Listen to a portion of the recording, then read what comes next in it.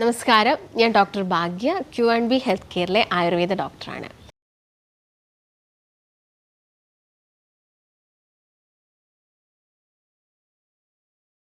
നമ്മളിൽ പലരും തന്നെ പുറത്ത് പറയാൻ മടിക്കുന്ന, അത് തന്നെ നമ്മളിൽ വളരെയധികം അസ്വസ്ഥത ഉണ്ടാക്കുന്ന ഒരസുഖമാണ് പൈൽസ് എന്ന് പറയുന്നത്. നമ്മുടെ ജീവിതശൈലിയിൽ വരുന്ന മാറ്റങ്ങൾ കൊണ്ട് മാത്രം വരുന്ന ഒരു അസുഖമാണ് പൈൽസ്. കാരണം നിങ്ങളിൽ പലരും ചിലപ്പോൾ ഇത് വന്നിട്ട് മെഡിസിൻസ് ഒക്കെ കഴിച്ചിട്ടുണ്ടാവും. മെഡിസിൻസ് കഴിക്കുന്ന സമയത്ത് നിങ്ങൾക്ക് താൽക്കാലികമായിട്ടുള്ളൊരു ആശ്വാസം കിട്ടുന്നുണ്ടാവും. പക്ഷേ വീണ്ടും നിങ്ങളുടെ ഭക്ഷണ ക്രമീകരണത്തിൽ എന്തെങ്കിലും ചേഞ്ചസോ കാര്യങ്ങളൊക്കെ വരുമ്പം നിങ്ങൾക്ക് വീണ്ടും ഈ പൈൽസ് വരാറുണ്ട്. ഇതിനുള്ളൊരു മെയിൻ റീസൺ എന്ന് പറയുന്നത് നമ്മുടെ ഭക്ഷണ രീതിയിൽ വരുന്ന മാറ്റങ്ങളാണ്. പിന്നെ ഒട്ടുമിക്ക ആളുകളും ഇത് ഒരു ഡോക്ടറെ അടുത്ത് ചെന്നിട്ട് ഈ ഒരു പ്രൈവറ്റ് ഏരിയയിൽ തന്നെ ഇത് വരുന്നത് കൊണ്ട് അത് കാണിക്കണം എന്നുള്ളൊരു ബുദ്ധിമുട്ട് കാരണം ഇത് കാണിക്കാതിരുന്നിട്ട് പിന്നീട് അത് വഷളാവുന്ന ആളുകളുണ്ട്. അപ്പോൾ പൈൽസ് വരുന്ന ആളുകൾക്ക് മെയിനായിട്ടും കാണിക്കുന്ന സിംറ്റംസ് എന്ന് പറയുന്നത് അവർക്ക് ആ ടോയ്ലറ്റിൽ പോയി ഇരിക്കുന്ന സമയത്ത് സഹിക്കാൻ പറ്റാത്ത വേദനയും കാര്യങ്ങളും തന്നെയാണ്. അപ്പോൾ അവർക്കൊരു ദിവസം സ്റ്റാർട്ട് ചെയ്യുന്ന സമയത്ത് നമുക്കെല്ലാവർക്കും നോർമലി നമുക്കൊന്ന് ടോയ്ലറ്റിൽ പോയി കഴിഞ്ഞാൽ നമ്മൾ ആ ഗ്യാസിൻ്റെ പ്രശ്നങ്ങൾ കുറയുക, അല്ലെങ്കിൽ നമുക്ക് ആ ഒരു ഉന്മേഷക്കുറവ് അതൊക്കെ ഒന്ന് ശരിയാവുന്നതൊന്ന് നമ്മളൊന്ന് ജസ്റ്റ് ടോയ്ലറ്റ് പോയിരിക്കുന്ന സമയത്തായിരിക്കും. അപ്പോൾ നിങ്ങൾക്ക് ഇങ്ങനെ ടോയ്ലറ്റ് പോകാൻ പറ്റാതെ ഈ ഒരു പൈൽസിൻ്റെ ബുദ്ധിമുട്ട് കാരണം അസ്വസ്ഥതകൾ വരുന്നുണ്ടെങ്കിൽ നമുക്ക് പേടിയാണ് ആ ഒരു കണ്ടീഷൻ കാരണം. അതായത് ബ്ലീഡിങ്, ചില ആളുകൾക്ക് ബ്ലീഡിങ് ഉണ്ടായിരിക്കാം, ചില ആളുകൾക്ക് നല്ല പെയിൻ ആയിരിക്കാം, അതായത് ചിലപ്പോൾ ചില ആൾക്ക് അസഹനീയമായ ചൊറിച്ചിൽ അനുഭവപ്പെടാം ആ ഒരു പ്രൈവറ്റ് ഏരിയയിൽ. ഇതുകൊണ്ടൊക്കെ തന്നെ നമ്മളൊരു ഡോക്ടറെ കാണിക്കാനും മടിക്കാറുണ്ട്. പക്ഷേ നിങ്ങൾക്ക് നല്ല രീതിയിൽ ബ്ലീഡിങ്ങും കാര്യങ്ങളും ഒക്കെ ഉണ്ടെങ്കിൽ നിങ്ങൾ അതിൻ്റെ ഒരു ഇനീഷ്യൽ സ്റ്റേജിൽ തന്നെ അതിന് വേണ്ട ട്രീറ്റ്മെൻറ്റ്സും കാര്യങ്ങളൊക്കെ എടുക്കണം. കാരണം നമ്മളത് ശ്രദ്ധിച്ചിട്ടില്ലെങ്കിൽ പിന്നീട് നമുക്ക് ബ്ലഡ് ലോസ് മൂലം മറ്റുള്ള പ്രശ്നങ്ങളൊക്കെ ഉണ്ടാവാനുള്ള ചാൻസസ് കൂടുതലാണ്. അപ്പോൾ ഞാൻ നേരത്തെ പറഞ്ഞ പോലെ തന്നെ ഇതിനുള്ളൊരു മെയിൻ റീസൺസ് നമ്മുടെ ഭക്ഷണ ക്രമീകരണത്തിൽ വന്ന മാറ്റങ്ങളാണ്. അപ്പോൾ പണ്ടത്തെ കാലത്ത് നോക്കുകയാണെങ്കിലും പൈൽസ് എന്ന് പറഞ്ഞ അസുഖം ആളുകളിൽ വന്നുകൊണ്ടിരുന്ന ഒരു അസുഖം തന്നെയാണ്. എന്നാൽ ഇപ്പം നോക്കുകയാണെങ്കിൽ നമുക്ക് അറ്റാക്ക് ഇന്ന് നമുക്ക് കൂടുതലായിട്ട് എടുത്ത് പറയാൻ സാധിക്കും. പക്ഷേ പണ്ടൊന്നും അറ്റാക്കില്ല. പക്ഷേ പണ്ട് കാലങ്ങളിലാണെങ്കിലും ഈ ഒരു പൈൽസ് വരിക അല്ലെങ്കിൽ ആളുകളിൽ ഈ മൂലക്കുരുവിൻ്റെ ബുദ്ധിമുട്ട് വരുന്നത് വളരെ കോമൺ ആയിരുന്നു. കാരണം നമ്മൾ ഭക്ഷണത്തിൽ ശ്രദ്ധിക്കാത്തത് കൊണ്ട് തന്നെയാണ്. നമ്മൾ നന്നായിട്ട് വെള്ളം കുടിക്കുന്നില്ല, നമ്മൾ നല്ല രീതിയിൽ സാലഡ്സും കാര്യങ്ങളൊന്നും കഴിക്കുന്നില്ല, അല്ലെങ്കിൽ നമ്മൾ അമിതമായിട്ട് നോൺ വെജ് കഴിക്കുന്ന സമയത്ത് ഇങ്ങനെ പൈൽസ് വരാറുണ്ട്. അപ്പോൾ ഇപ്പോഴത്തെ ഒരു കാലഘട്ടത്തിൽ കൂടുതലും ആളുകൾ ഫാസ്റ്റ് ഫുഡ് കഴിക്കുന്നതുകൊണ്ട് അല്ലെങ്കിൽ കൂടുതലായിട്ട് ഈ മസാല ഐറ്റംസ് ഒക്കെ കഴിക്കുന്നത് കൊണ്ട് അവരിലൊരു ചെറുതായിട്ടൊന്ന് കുറച്ച് കൂടുതലായിട്ട് ഇന്ന് യുവാക്കളിലും ഇത് കണ്ടുവരുന്നുണ്ട്. ഞാൻ നേരത്തെ പറഞ്ഞ പോലെ തന്നെ നിങ്ങൾ ആദ്യം തന്നെ നിങ്ങൾക്ക് തന്നെ അത് മനസ്സിലാക്കാൻ വേണ്ടിയിട്ട് സാധിക്കും അത് പൈൽസ് ആണോ. അതുപോലെ തന്നെ നമ്മുടെ ഈ മലദ്വാരത്തിന് ചുറ്റും വരുന്ന എല്ലാ അസുഖങ്ങളെയും നമ്മൾ പൈൽസ് എന്ന് പറഞ്ഞൊരു കാറ്റഗറിയിലാണ് ഉൾപ്പെടുത്താറ്. അപ്പോൾ പൈൽസ് മാത്രമല്ല, അത് ഫിഷറായിട്ടും കാണാം, അതുപോലെ തന്നെ അത് ഫിസ്റ്റുലായിട്ടും കാണാം. അപ്പോൾ നമ്മൾ തന്നെ അത് മനസ്സിലാക്കുക അത് ശരി പൈൽസ് ആണോ അല്ലെങ്കിൽ അത് ഫിഷറാണോ. ഇപ്പോൾ ഫിഷറൊക്കെ ആണെങ്കിൽ ജസ്റ്റ് നമുക്ക് മരുന്നിൻ്റെ ആവശ്യകത ഒന്നുമില്ല, നമുക്ക് ജസ്റ്റ് നമ്മുടെ ഭക്ഷണത്തിൽ മാറ്റങ്ങൾ വരുത്തുക, നന്നായിട്ട് ബോഡി ഹൈഡ്രേറ്റ് ചെയ്യാൻ വേണ്ടിയിട്ട് ശ്രദ്ധിക്കുക. അതായത് നല്ല സാലഡ്സ്, ഒരു 100 ഗ്രാം സാലഡ്സ് എങ്കിലും നിങ്ങൾ ഒരു ദിവസം നിങ്ങളുടെ ഭക്ഷണത്തിൽ ഇൻക്ലൂഡ് ചെയ്യുകയാണെങ്കിൽ നമുക്ക് ഫിഷറൊക്കെ വളരെ എളുപ്പത്തിൽ തന്നെ എന്ത് ചെയ്യാൻ പറ്റും, മാറ്റിയെടുക്കാൻ വേണ്ടിയിട്ട് സാധിക്കും. അപ്പോൾ നമുക്ക് ചെറിയൊരു പൊട്ടലൊക്കെ ഈ മലദ്വാരത്തിന് ചുറ്റും വരുന്ന സമയത്ത് നമുക്ക് എന്തെങ്കിലും ഓയിൻമെൻറ്റ്സോ കാര്യങ്ങളൊക്കെ അപ്ലൈ ചെയ്യുക എന്നല്ലാതെ അതിന് വേണ്ടിയിട്ട് നിങ്ങൾക്ക് ഇൻറ്റേർണലി മെഡിസിൻസ് എടുക്കേണ്ട ആവശ്യകതയും കാര്യങ്ങളോ ഒന്നുമില്ല. അപ്പോൾ ആദ്യം നിങ്ങൾ മനസ്സിലാക്കേണ്ടത് നിങ്ങൾക്ക് പൈൽസ് ആണോ എന്നുള്ളൊരു കാര്യമാണ്. അപ്പോൾ പൈൽസിൻ്റെ കേസ് നോക്കുകയാണെങ്കിൽ കൂടുതലായിട്ടും ഒരു വീക്കം നിങ്ങൾക്ക് അവിടെ കാണാൻ പറ്റും. നിങ്ങളുടെ മലദ്വാരത്തിന് സൈഡിലോ മുകളിലോ അല്ലെങ്കിൽ ആ ഒരു ഏരിയയിലായിട്ട് നിങ്ങൾക്കൊരു തടിപ്പ് നിങ്ങൾക്ക് കാണാൻ വേണ്ടിയിട്ട് സാധിക്കും. ഇതിനെ നമ്മൾ പുറത്ത് കാണുന്ന പൈൽസ് എന്ന് പറയും. അതുപോലെ തന്നെ ഉള്ളിലാണെങ്കിലും പൈൽസ് കാണും. അതുകൊണ്ടാണ് ചിലപ്പോൾ നിങ്ങൾ ടോയ്ലറ്റ് പോകുന്ന സമയത്ത് പുറത്ത് തടിപ്പോ കാര്യങ്ങളോ ഒന്നുമില്ല, പക്ഷേ നിങ്ങൾ ടോയ്ലറ്റ് പോകുമ്പോൾ നല്ല രീതിയിൽ ബ്ലീഡിങ് വരാം, ഉറ്റുറ്റായിട്ട് ബ്ലഡ് പോകുന്നത്, അത് ഉള്ളിൽ പൈൽസ് ഉള്ളതുകൊണ്ടാണ്. അപ്പോൾ ഉള്ളിൽ പൈൽസ് ഉള്ളതുകൊണ്ട് തന്നെ നിങ്ങൾക്ക് വേദന ഇല്ലാത്തത് എന്തുകൊണ്ടാണെന്നാൽ അവിടെ നാഡികളില്ലാത്തതുകൊണ്ടാണ് നിങ്ങൾക്ക് വേദന വരാത്തത്. പക്ഷേ ഇത് ഉള്ളിൽ ഇങ്ങനെ ജസ്റ്റ് കൊല പോലെ നിങ്ങളിപ്പം ഒരു ഡോക്ടറെ അടുത്ത് ചെന്നിട്ട് ഈ ഒരു ഏരിയ കാണിച്ചു കൊടുക്കുകയാണെങ്കിൽ നമ്മൾ പ്രോട്ടോസ്കോപ്പി വഴി നമുക്ക് ഇൻറ്റേർണൽ പൈൽസ് ഉണ്ടോ എന്നുള്ള കാര്യങ്ങളൊക്കെ മനസ്സിലാക്കാൻ വേണ്ടിയിട്ട് സാധിക്കും. അപ്പം പുറത്ത് ഞാൻ നേരത്തെ പോലെ തന്നെ പൈൽസ് എന്ന് പറയുന്നത് ഇപ്പോൾ പ്രഗ്നൻസി കഴിഞ്ഞ സ്ത്രീകളിലും ഇത് കൂടുതലായിട്ടും കണ്ടുവരുന്നുണ്ട്. അതായത് നമ്മൾ പ്രഗ്നൻ്റ് ആയിരിക്കുന്ന സമയത്ത് ഓൾറെഡി ഉള്ള വെയിറ്റിനേക്കാളും നമുക്കൊരു 10 കിലോ കൂടുതലായിട്ട് കൂടുന്നുണ്ട്. ഈ സമയത്ത് നമ്മുടെ അരക്കെട്ടിലോട്ടൊരു പ്രഷറാണ് ഉണ്ടാവുന്നത്. ആ പ്രഷറിൻ്റെ ഭാഗമായിട്ട് ആ ഒരു ഏരിയയിലുള്ള വെയിൻസും കാര്യങ്ങളൊക്കെ തടിച്ചു വീങ്ങി അല്ലെങ്കിൽ രക്തക്കുഴൽ രക്തക്കുഴലുകളാണെങ്കിലും കുറച്ചും കൂടി വികസിക്കുന്നതിൻ്റെ ഭാഗമായിട്ടൊരു തടുപ്പ് തന്നെ പുറത്തോട്ട് വരും. ഇതാണ് നമ്മൾ പുറത്ത് കാണുന്ന എക്സ്റ്റേണൽ പൈൽസ് എന്ന് പറയുന്നത്.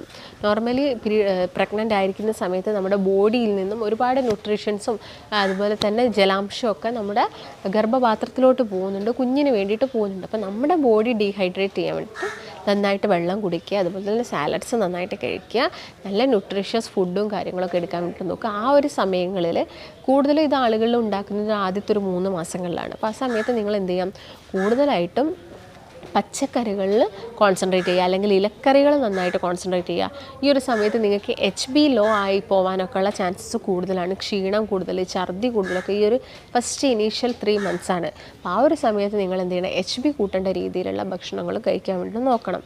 അപ്പോൾ ഞാൻ നേരത്തെ പറഞ്ഞ പോലെ തന്നെ പൈൽസ് വരാനുള്ളൊരു മെയിൻ റീസൺസ് എന്ന് പറയുന്നത് ഒന്ന് മലബന്ധമാണ്, കോൺസ്റ്റിപ്പേഷനാണ്. നമ്മൾ വല്ലാതെ ടൈറ്റ് ആവുന്ന രീതിയിലുള്ള ഭക്ഷണം കഴിക്കുന്നത് കൊണ്ട് തന്നെ. അപ്പോൾ വല്ലാതെ ടൈറ്റ് ആവുക എന്ന് പറയുമ്പോൾ നിങ്ങൾ കൂടുതലായിട്ട് പ്രോട്ടീൻസ് കഴിക്കാം.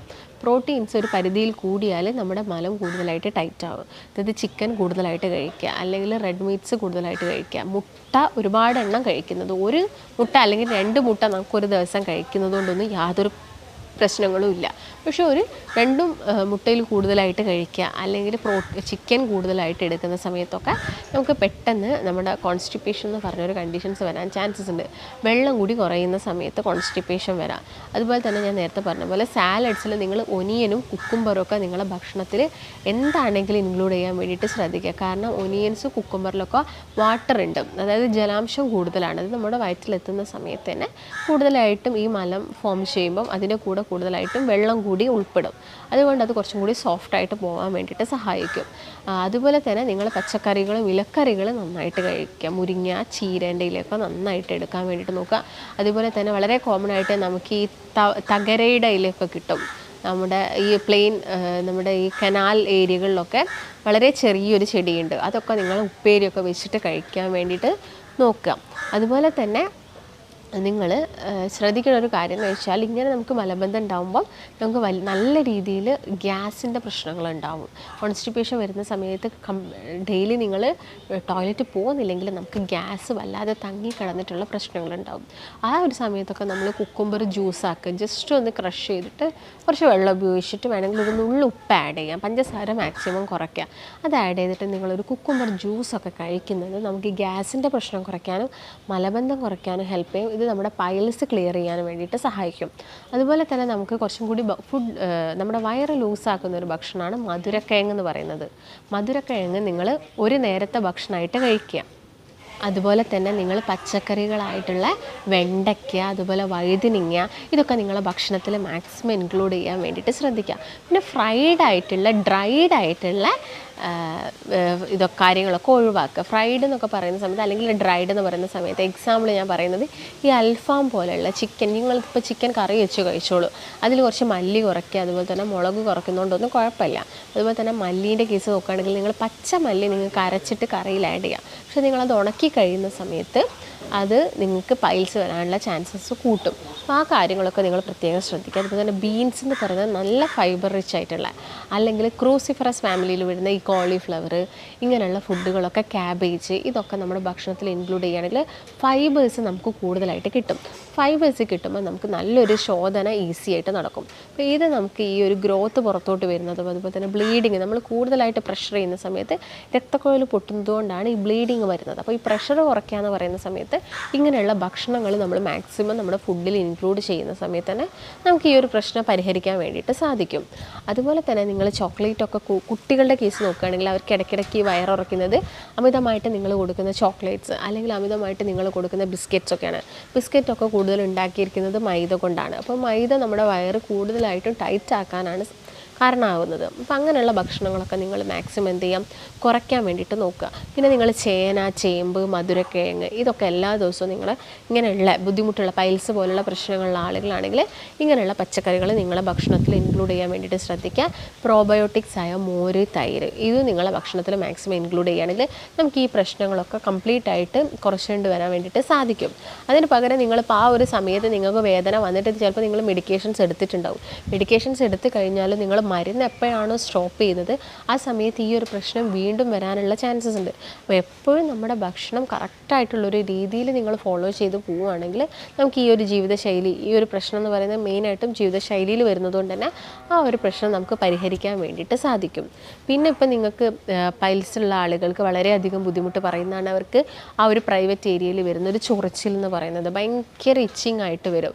അപ്പോൾ ഇങ്ങനെ ഇച്ചിങ് വരുന്ന സമയത്ത് നമുക്ക് പെട്ടെന്ന് ഹോം റെമഡി ചെയ്യാൻ പറ്റുന്നൊരു കാര്യം എന്ന് വെച്ചാൽ നിങ്ങൾക്ക് അലോവേര, നമുക്ക് കിട്ടുന്ന കറ്റാർ വാഴയുടെ ഉള്ളിലുള്ള ജെല്ല് നിങ്ങൾക്കൊരു കോട്ടൺ ക്ലോത്തിൽ വെച്ചിട്ട് നിങ്ങൾക്ക് ആ ഒരു ഏരിയയിൽ വെച്ച് കൊടുക്കുന്ന സമയത്ത് ആ ചൊറിച്ചിൽ നമുക്ക് കുറച്ചുകൊണ്ട് വരാൻ വേണ്ടിയിട്ട് സാധിക്കും.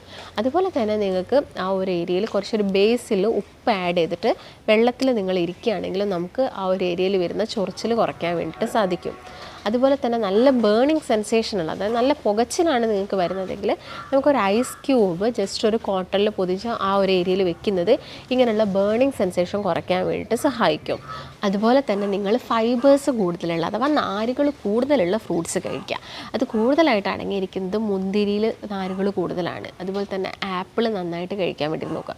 വൈറ്റമിൻ സി റിച്ച് ആയിട്ടുള്ള എല്ലാ ഫ്രൂട്ട്സിലും നാരുകൾ കൂടുതലാണ്. അപ്പം അത് നിങ്ങളെ ഭക്ഷണത്തിൽ ഇൻക്ലൂഡ് ചെയ്യാൻ വേണ്ടിയിട്ട് നോക്കുക. പിന്നെ നമുക്ക് പെട്ടെന്നുള്ള കോൺസ്റ്റിപ്പേഷനൊക്കെ കുറയ്ക്കാൻ സഹായിക്കുന്നതാണ് പൈനാപ്പിൾ. നമുക്ക് എല്ലാവർക്കും അറിയാം, നമുക്ക് എല്ലാവർക്കും വളരെയധികം ഇഷ്ടമുള്ളൊരു ഫ്രൂട്ടും കൂടിയാണ്. അപ്പോൾ അതും നിങ്ങൾ കട്ട് ചെയ്ത് കഴിക്കുന്നുണ്ടെങ്കിൽ ആ ഒരു നാരും കൂടി നമ്മുടെ ശരീരത്തിൽ എത്തുന്നുണ്ടെങ്കിൽ നമുക്ക് ഈ കോൺസ്റ്റിപ്പേഷൻ എന്ന് പറയുന്നത് വളരെ പെട്ടെന്ന് തന്നെ കുറച്ചുകൊണ്ട് വരാൻ വേണ്ടിയിട്ട് സാധിക്കും. പിന്നെ ഒന്നെന്ന് പറയുന്നത് അമിതമായിട്ട് വെയിറ്റ് കൂടുന്ന സമയത്ത് പ്രഷർ കാരണം നിങ്ങൾക്ക് പൈൽസ് വരാനുള്ള ചാൻസസ് ഉണ്ട്. പക്ഷേ നിങ്ങൾക്ക് വലിയ രീതിയിൽ പെയിൻ ഇല്ല, അതുപോലെ തന്നെ വേറെ ബുദ്ധിമുട്ട് ബ്ലീഡിങ്ങോ കാര്യങ്ങളോ ഇല്ല, ചൊറിച്ചിലില്ല, അങ്ങനത്തെ പ്രശ്നങ്ങളൊന്നുമില്ല.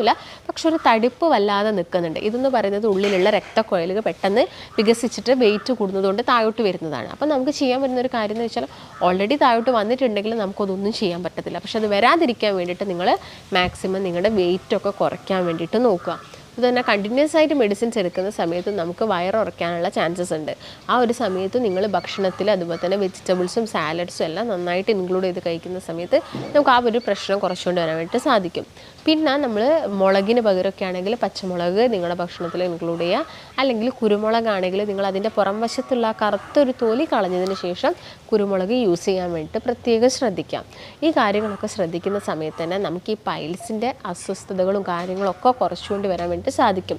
ഇത് മെയിനായിട്ട് നമുക്കിതൊരു ഗ്രേഡ് പറയാൻ വേണ്ടിയിട്ട് സാധിക്കും. പൈൽസിൻ്റെ കേസൊക്കെ ഗ്രേഡ് 1, 2, 3 അതൊക്കെ ഈ ഒരു മാസിൻ്റെ, അതായത് ഈ ഒരു നമ്മുടെ ആ ഒരു രക്തക്കൊഴൽ വികസിച്ച് പുറത്തോട്ട് വരുന്നതിൻ്റെ തോതനുസരിച്ചിട്ട് നമുക്കിതിനെ ഗ്രേഡുകളായിട്ട് തിരിക്കാൻ വേണ്ടിയിട്ട് സാധിക്കും. അപ്പോൾ ഞാൻ നേരത്തെ പറഞ്ഞ പോലെ തന്നെ നിങ്ങൾക്ക് വന്നിരിക്കുന്നത് ഫിഷറാണോ, അതായത് മലദ്വാരത്തിന് ചുറ്റും ഉള്ള സ്കിന്നിലുള്ള ചെറിയൊരു പൊട്ടലാണോ, അല്ലെങ്കിൽ ഒരു ഗ്രോത്ത് ആയിട്ട് തന്നെ പുറത്ത് വന്നിട്ടുണ്ടോ എന്നൊക്കെ നിങ്ങൾ കാര്യങ്ങൾ മനസ്സിലാക്കുക. അതിനനുസരിച്ച് നമുക്ക് ചിലപ്പോൾ മെഡിക്കേഷൻസ് സ്റ്റാർട്ട് ചെയ്യേണ്ടി വരും. അപ്പോൾ നിങ്ങൾക്ക് ഇങ്ങനെയുള്ള ബുദ്ധിമുട്ടും കാര്യങ്ങളൊക്കെ ഉണ്ട്, ഒരുപാട് കാലമായിട്ട് വന്ന് നിൽക്കുന്നുണ്ട്, യാതൊരു തരത്തിലുള്ള ഭക്ഷണങ്ങളും കഴിക്കാൻ പറ്റുന്നില്ല, ഇഷ്ടപ്പെട്ട രീതിയിലുള്ള ഫുഡുകളൊന്നും കഴിക്കാൻ പറ്റുന്നില്ലെങ്കിൽ നിങ്ങൾക്ക് ഇതിനെക്കുറിച്ചുള്ള സംശയങ്ങളൊക്കെ തീർക്കണമെന്നുണ്ടെങ്കിൽ നിങ്ങൾ താഴെ കാണുന്ന നമ്പറിൽ ബന്ധപ്പെടുക. നമുക്ക് മറ്റൊരു നല്ല ഹെൽത്ത് ടോപ്പിക്കായിട്ട് വീണ്ടും കാണാം. നന്ദി.